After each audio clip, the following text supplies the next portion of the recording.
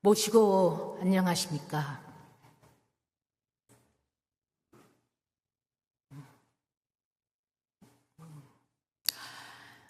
기분 좋은 일요일 아침입니다. 5월의 햇살이 실록을 푸르게 물들이는 요즘, 마치 하늘님의 숨결이 여기저기에서 느껴지는 생동감 넘치는 5월입니다. 5월은 흔히 어린이날, 어버이날, 부부의 날이 모여 있어 가정의 달이라고도 합니다. 우리는 오늘 5월 우리 생명의 뿌리와 줄기 그리고 열매를 되돌아보는 그러한 시간을 가지도록 하겠습니다. 천도교인에게 가정은 단순한 생활 공간이 아닙니다.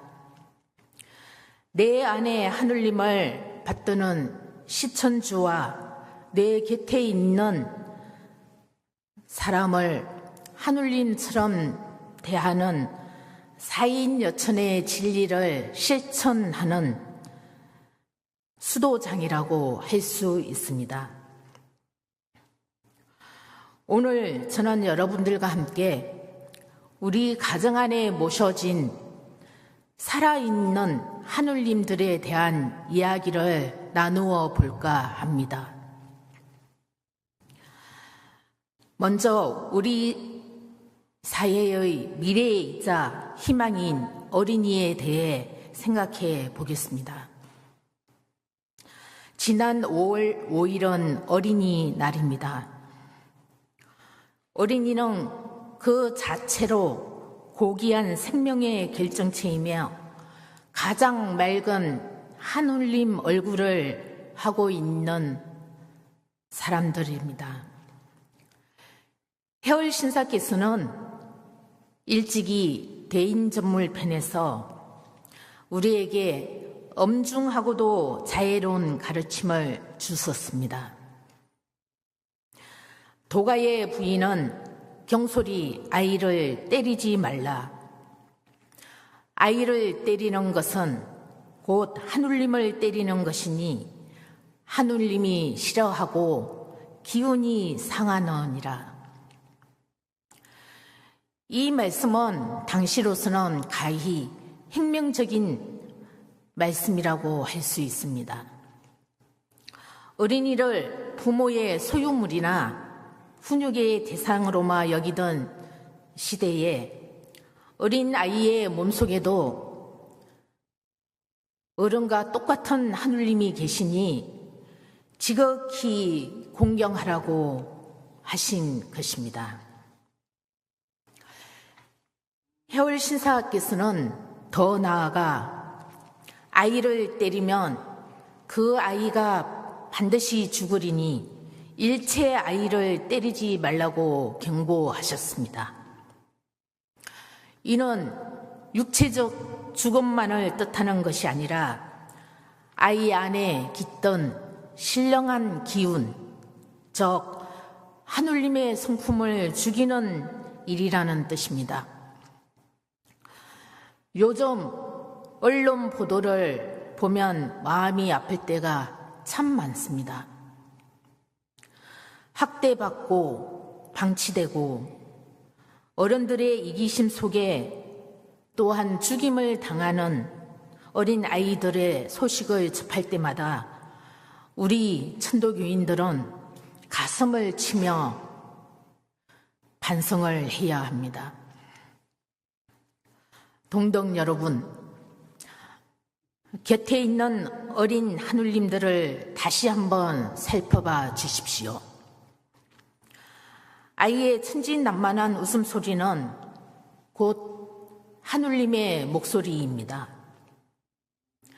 아이들을 배부르게 하고 행복한 웃음으로 마음껏 뛰놀게 해주는 것, 그것이 바로 우리 어른들이 해야 할 가장 큰 어린 하늘님을 보살피는 행동입니다. 해월 신사님께서는 아이를 때리는 것은 곧 하늘님을 때리는 것이라고 하셨습니다. 아이를 하늘님으로 대접할 때 그 아이의 미래는 우리 사회의 전체 기운을 살아나게 하는 것입니다. 어느 동덕님의 이야기를 전해드리겠습니다. 사춘기에 접어든 아이가 자꾸만 말을 듣지 않고 엇나가기만 하고 부모와 대화를 거부하는 것을 보자 처음에는 화가 나서 매를 들려고 하였답니다. 그런데 아이를 때리지 말라 하는 해월 스승님의 말씀이 생각이 났다고 합니다. 그래서 아이가 잠든 침대에서 침대 끝에 앉아서 아이를 바라보면서 내 안에 있는 하늘님이 아들 안에 있는 하늘님께 사과합니다. 아들 안에 있는 하늘님을 온전한 하늘님으로 보지 못해 미안합니다. 라고 극진하게 심구를 들었다고 합니다. 신기하게도 얼마 지나지 않아서 아들이 표정이 밝아지면서 먼저 엄마, 아빠에게 다가와서 말을 걸기 시작했다고 합니다. 마음의 문을 활짝 열고 부모와 대화를 하기 시작한 것이죠. 이것은 바로 매가 아니라 공경이 아이를 배나하게 한 것입니다. 세상의 언론 보도에서는 아동학대와 비극으로 끝나는 내용들이 가득하지만 우리 천도교 가정만이라도 아이를 하나의 큰 하늘님으로 받아들여야 합니다. 아이의 천진난만한 웃음이 끊이지 않는 집, 그곳이 바로 우리 계백의 씨앗이 싹트는 곳입니다.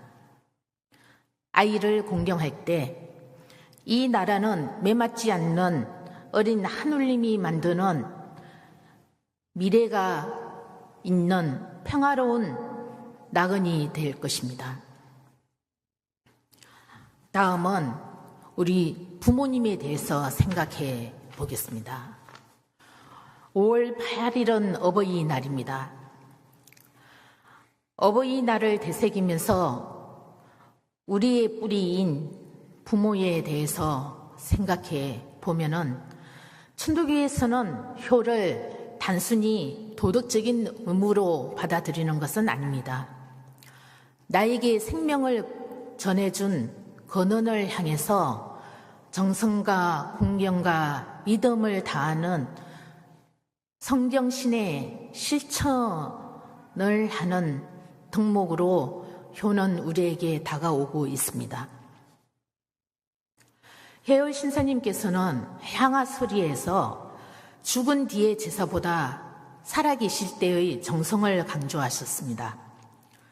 죽은 사람 입에 한 숟갈 밥을 드리고 기다려도 능히 한 알 밥이라도 먹지 못하는 것이니 이는 하늘님이 이미 사람의 몸 안에서 떠난 것이라 라고 향화수리에서 말씀하고 계십니다. 이 말씀은 무엇을 의미하겠습니까? 돌아가신 후에 상을 차리고 절을 잘하는 것보다 지금 내 곁에서 숨쉬고 계신 부모님을 살아있는 하늘님으로 정성껏 모시는 것이 바로 참된 신앙의 길이라고 가르치고 계십니다.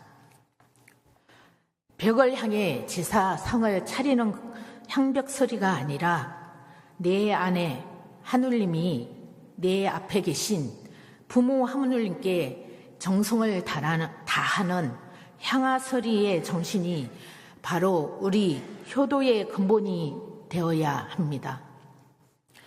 이는 우리 신앙이 과거에 머무르어 있는 것이 아니라 지금 이 순간 생명을 살리는 희망의 종교라는 것을 보여주고 있습니다. 우리는 흔히 효도가 거창한 것이라고 생각합니다. 하지만 진정한 효는 부모님을 하느님으로 모시는 일상의 작은 태도에서부터 시작합니다. 나이가 들면 자연히 몸에 노쇠 현상이 일어납니다. 그리고 기도 잘 들리지 않게 됩니다.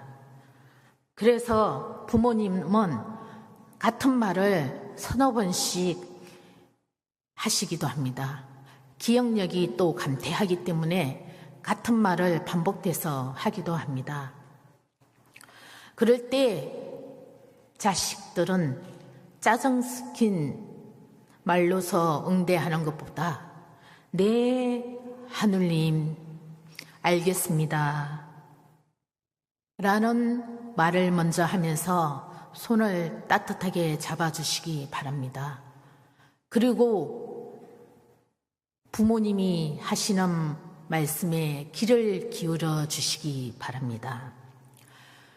부모님이 가장 원하는 것은 용돈보다는 당신의 존재가 여전히 소중하게 대접받고 있다는 그 느낌일 것입니다. 연로하신 부모님의 주름진 손을 잡아드리는 일, 그분들의 반복되는 옛 이야기를 진심 어린 마음으로 귀 기울여 들어주는 일, 부모님의 마음을 편안하게 해주는 일, 그것이 바로 하느님을 섬기는 도리가 아니겠습니까? 부모님은 나를 세상에 있게 한 제1의 하느님이십니다. 부모님을 정성으로 모시는 가정에는 뿌리에 힘이 있습니다. 뿌리가 튼튼한 나무는 어떤 세파에도 흔들리지 않습니다. 부모를 하느님처럼 모시는 집안은 어떠한 어려움에도 견뎌내는 무너지지 않는 희망의 운동력을 가지고 있습니다. 그것은 바로 우리 천도교가 말하는 하느님이 감흥하시는 복된 가정인 것입니다. 자, 다음은 우리 부부 관계를 한번 알아보겠습니다. 5월 21일이 무슨 날인지 아십니까? 바로 국가에서도 가정 해체를 예방하고자 부부의 날로 정한 날입니다. 5월 21일 부부의 날. 며칠 전에 부부의 날이 지났습니다. 우리 도가에서도 부하부선을 강조합니다. 부하부선은 한쪽이 일방적으로 희생하라는 뜻이 아닙니다. 부부가 서로를 하느님으로 대접하며 조화를 이룬다는 뜻입니다. 서로 다른 환경에서 자란 두 사람이 하느님의 가르침 아래 부부가 되었습니다. 살다 보면 왜 다툼이 없겠습니까? 그러나 하느님을 모신 우리 천도교 가정은 달라야 합니다. 상대방이 나를 힘들게 할 때 그것은 하느님께서 나를 단련시키고 계시는구나 라고 생각하십시오. 나의 아집을 끊고 배우자에게 먼저 따뜻한 차 한 잔을 건네며 당신을 만나 참 감사합니다. 당신을 만나 참으로 행복합니다. 라고 말해 보십시오. 가정의 불안은 대개 나의 고집과 아집에서부터 시작합니다. 내가 옳다는 생각을 내려놓고 상대방 안에 하느님을 먼저 발견하십시오. 아내를 하느님으로, 남편을 하느님으로 지극히 대접할 때 그 가정은 비로소 지상 신선들이 사는 가정 천국이 되는 것입니다. 가정 안에서 흐르는 따뜻한 화목의 기운은 담장을 넘어 이웃으로 전해질 것입니다. 부부가 서로 공경하고 배려하는 따뜻한 모습, 이것은 바로 포독천하를 할 수 있는 기반이 되는 것입니다. 부부가 서로를 아끼는 모습이 이웃에게 본보기가 될 때 그것이 가장 강력한 포독으로 연결이 됩니다. 우리가 그토록 염원하는 포독천하, 보고감민, 경제창생, 지상천국 건설은 멀리 있는 거창한 구호가 아닙니다. 그것은 바로 오늘 저녁 우리 집 현관문을 열고 들었을 때 시작됩니다. 천도교 진리가 얼마나 현대적이며 시대를 앞서고 선구자적인 역할을 하는지 우리는 눈을 들어서 전 세계를 한번 바라봅시다. 가정의 달인 5월에 우리는 우리의 가정에만 시선을 머무지 말고 전 세계를 대상으로 한번 생각을 해봅시다. 우리의 경전 말씀 중에는 인호동포, 동기일체라는 아름다운 말이 있지 않습니까? 유엔이 정의한 지속가능 발전 목표와 견주어서 우리의 말씀들을 연결지어 보겠습니다. 유엔이 정의한 지속가능한 발전 목표의 핵심 정신은 단 한 사람도 소외되지 않게 한다는 것입니다.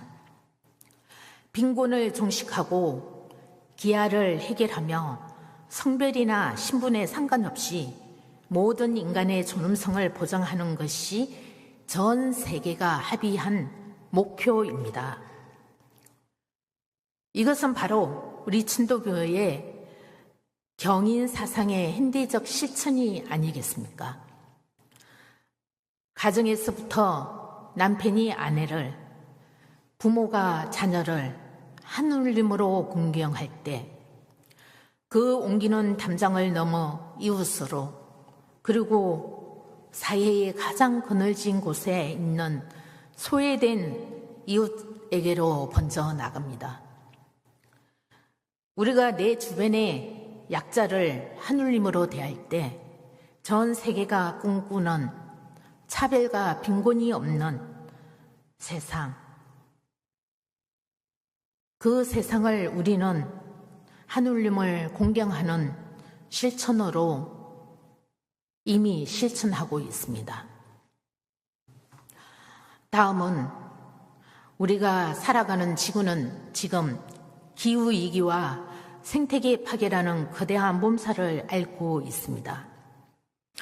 유엔의 지속가능 발전 목표 중에 기후변화 대응, 해양 및 육상, 생태계 보존을 통해 지구를 살리자고 전 세계에서는 외치고 있습니다. 혈 신사님께서는 일찍이 삼경사상을 통해 하늘을 공경하고 사람을 공경하며 물건을 공경하라고 하셨습니다. 우리가 매일 마주하는 밥상위의 음식, 옷 한 벌, 물 한 방울에도 하느님의 무궁한 기운과 수많은 이들의 노고가 깃들어 있습니다. 따라서 지구 환경을 보호하고 탄소 배출을 줄이며 자연과 공존하는 삶은 천도교인에게는 단순한 환경운동이 아니라 하느님의 대자연을 공경하는 거룩한 신앙 행위입니다. 가정에서부터 일회용품을 줄이고 물자를 아끼는 소박한 실천이 곧 지구를 살리는 위대한 우리 천도교인들의 신앙인의 자세입니다. 이 상경사상은 바로 기후위기와 생태계 파괴를 극복하자는 유엔의 목표와 일치합니다. 유엔의 지속가능 발전 목표는 거창한 국가 지도자들의 연설이 아닙니다. 그것은 이 지구에 사는 모든 생명은 결국 하나의 거대한 가족이라는 고백입니다. 우리 교리에는 동기일체, 그리고 인호동포, 무로동포라는 아주 전 세계를 앞서가는 현대적인 진리의 말씀이 있습니다. 모든 인류와 만물이 결국 하늘님의 한가운데에서 나와 한 몸을 이루고 있다는 인호동포와 무로동포, 나의 가정만 평화롭고 풍요롭다고 해서 진정한 우리가 이루고자 하는 지상천국이 올 수는 없습니다. 기후위기로 고통받고 있는 지구 반대편에 이웃이 눈물 흘릴 때, 전쟁과 갈등으로 고통받는 아이들이 있을 때 우리는 그들을 지구촌의 또 다른 가족으로 바라보아야 합니다. 희망의 주문을 세상에 퍼뜨려야 합니다. 전 세계가 지속 가능성을 고민하며 길을 찾고 있는 지금, 우리 천도교인들은 이미 167년 전에 그 해답을 품고 살아왔습니다. 우리가 매일 외우는 21자 주문과 마음 공부 속에 인류의 미래를 구원할 열쇠가 있습니다. 오늘 여기에 종자 교인 여러분들만 오신 것 같습니다. 우리의 작은 가정들이 그렇게 변할 때 세상은 서서히 그러나 확실하게 다시 개벽이 될 것입니다. 우리는 외롭지 않습니다. 전 세계 인류가 지속가능 발전 목표라는 이름으로 우리의 시천주, 사인여천, 삼경 사상의 길을 함께 걷고 있습니다. 자부심과 희망을 가집시다. 그리고 우리가 먼저 실천합시다. 5월 한 달은 일상의 분주함을 잠시 내려놓으시고 가족과 마주 앉아 대화를 나누는 시간을 꼭 가지시길 바랍니다. 오늘이 5월 24일, 5월도 막바지에 접어들었습니다. 이 5월이 가기 전에 가족과 함께 가지는 시간을 잡기 바랍니다. 오늘 저녁 식사 자리에서 가족의 얼굴을 가만히 바라보십시오. 그리고 이렇게 문안을 들어보십시오. 내 안에 하늘님이 당신 안에 하늘님께 문안 드립니다. 여기에 하늘님이 계시네요. 내 곁에 희망이 계시네요. 라고 말씀해 보시기 바랍니다. 여러분의 모든 가정에 하늘님의 지기가 감응하여 웃음꽃이 피고 행복이 가득하여 모든 가족이 하늘님의 거룩한 감응 속에 늘 평화로우시기를 간절히 신고드립니다. 오늘 행복한 하루 보내시기 바랍니다.